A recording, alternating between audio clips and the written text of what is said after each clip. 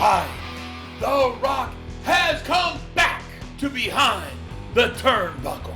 Many of you out there right now are very conflicted because you're doing exactly what I just did now that 2024 heel Rock has come back.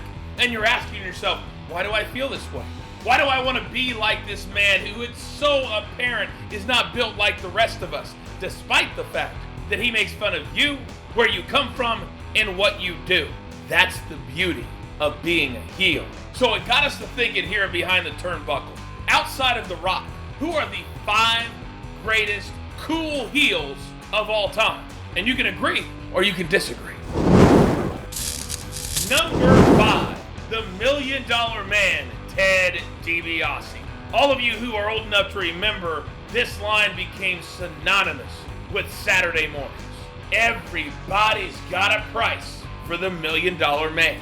You hated the fact that you deep down, in places you don't talk about at parties, wanted to be like the $1 Million Man.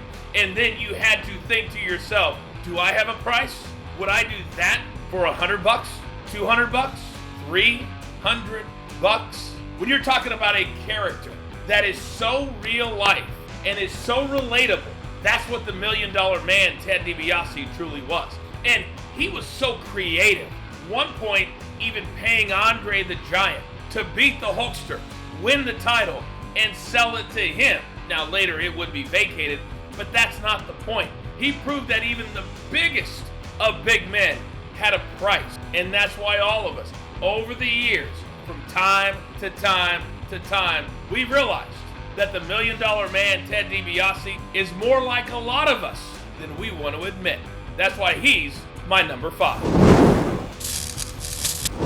My number 4 has more legendary interviews than anybody in the history of the business. Ric Flair, the Nature Boy. Woo!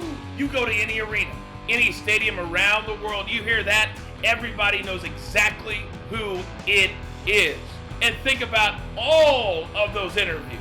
The limousine rider, jet flyer, kiss stealer, you know all the lines.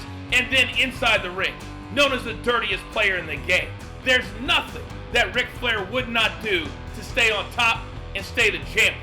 So it always begs the question, and you ask yourself, would I do that in a $5,000 suit? That's cool. That's my number 4. My number 3 was known better for his Piper's Pit than maybe what he did in the ring. But make no mistake about it, Roddy Piper helped carry the company back in the 1980s. And this man was the epitome of get under your skin. And he would do all those interviews, all those times that they busted up the set. And you said to yourself watching on Saturday morning or Saturday night's main event, damn it, that Roddy Piper, there's nothing he won't do to entertain me. A little bit crazy, a little bit cool, but every time he walked out with the bagpipes playing and that big old fat smile, you knew something was gonna go down and you couldn't turn the channel. Roddy Piper, my number 3 cool heel of all time.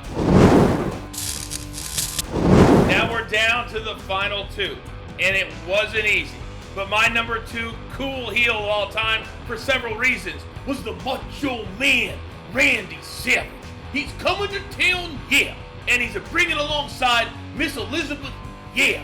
We hated the Macho Man because he walked around day in and day out with the beautiful Miss Elizabeth. But then he'd get in the ring, his hair going crazy, and have just a really tough match. And he dropped that elbow, and it was over 1, 2, 3. He was a great foil for the Hulkster and all those top stars back in the 80s. And you thought to yourself, could I wear sunglasses like that? Could I talk like that? Could I date somebody like that? And the answer, no. That's why there was only one Macho Man. And he's my number 2 cool heel of all time. We're down to my number 1, and for me, very, very easy. When you talk about selling merch as a heel, when you talk about showing up, that glass breaks, there was only one, Stone Cold Steve Austin. I've never been around a man who believed in his character more than Stone Cold. And the world over, when you have something like that, glass breaking, and instantly you come out and the crowd goes absolutely bananas. They didn't care if in that storyline he was a heel or a babyface. They just knew that that man, night in, night out, city in, city out, was going to bring everything that he had.